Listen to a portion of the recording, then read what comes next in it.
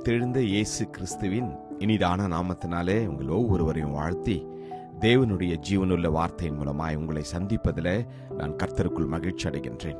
ரோமர் 12:12.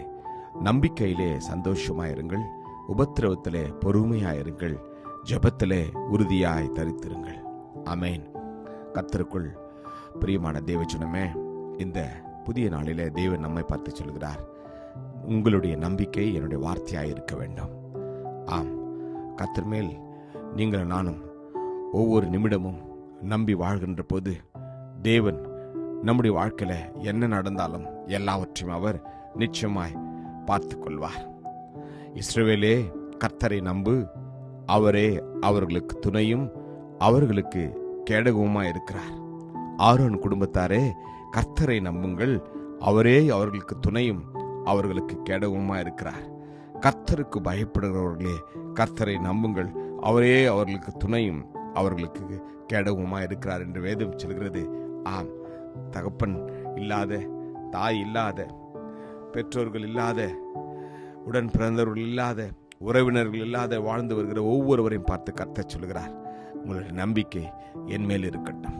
நீங்கள் உபத்திரவப்படுகிற நேரத்தில் என்னை நினைத்துக் கொள்ளுங்கள். உங்களுடைய உபத்திரவத்தின் நேரங்களில் நீங்கள் பொறுமையாய் காத்திருங்கள். கர்த்தர் உங்களையும் உங்கள் குடும்பத்தையும் அவர் நிச்சயமாய் அற்புதமாய் வழிநடத்துவார். உம்மை நம்புகிறவர்கள் யாவரும் சந்தோஷித்து என்னாலும் கம்பீரிப்பார்களாக. நீர் அவர்களை காப்பாற்றுவீர் என்று வேதம் சொல்கிறது. நீங்கள் கவலைப்பட வேண்டாம், விசுவாசமாய் இருங்கள். விசுவாசமாய் இருக்கின்ற போது கர்த்தர் நிச்சயமாய் காரியங்களை வாய்க்க செய்வார். ஆம், எல்லா சூழ்நிலையிலும் தேவனை முழு நிச்சயமாய் நம்புங்கள், தேவனை மகிமைப்படுத்துங்கள். விசுவாசத்தில் நீங்களும் நானும் எப்பொழுதும் தைரியமாய் இருக்கின்ற போது கர்த்தர் எல்லா காரியத்தையும் அவர் வாய்க்க செய்வார். நான் பயப்படுகிற நாளில் உம்மை நம்புவேன் என்று வேதம் சொல்கிறது. ஆபத்து காலத்துல நீ சோர்ந்து போவாயானால் உன் பெலன் குறுகினது.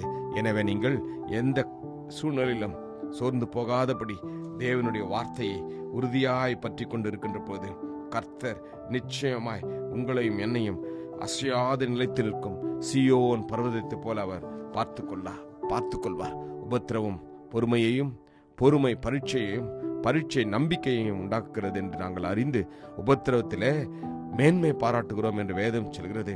ஆம், உபத்திரவத்திலே நீங்களும் நானும் பொறுமையாய் காத்திருக்கின்ற போது கர்த்தர் நமக்காக அருளி இருக்கிற எல்லா விதமான ஆசீர்வாதத்தையும் நாம் நிச்சயமாய் பெற்றுக்கொள்வோம். கர்த்தர் உங்களையும் என்னையும் எல்லா சூழ்நிலையிலும் அற்புதமாய் நடத்துவார். வேதம் சொல்வது போல நாங்கள் எப்பக்கத்திலும் நெருக்கப்பட்டும் ஒடுங்கி போகிறதில்லை, கலக்கம் அடைந்தும் மனம் முடிவதும் இல்லை, துன்பப்படுத்தப்பட்டும் கைவிடப்படுகிறதும் இல்லை, நீ கீழே தள்ளப்பட்டும் மடிந்து போகிறதும் இல்லை. ஆகையால் இந்த நாளிலே கர்த்தருடைய பாதத்துல உண்மையும் உத்தமமாய் அமர்ந்து தேவனை உறுதியாய் பற்றி கொண்டிருப்போம். சோர்ந்து போகாமல் எப்பொழுதும் ஜெபம் பண்ண கற்றுக்கொள்ள வேண்டும், இடைவிடாமல் ஜெபம் பண்ண கற்றுக்கொள்ள வேண்டும். அப்பொழுது கர்த்தர் உங்களையும் என்னையும் அற்புதமாய் அவர் அதிசய விதமாய் நடத்துவார். ஜெபிப்போமா? கிருபையும் இரக்கம் நிறைந்த நல்ல தகப்பனே, இந்த நல்ல நாளுக்காக உமக்கு நன்றி அப்பா.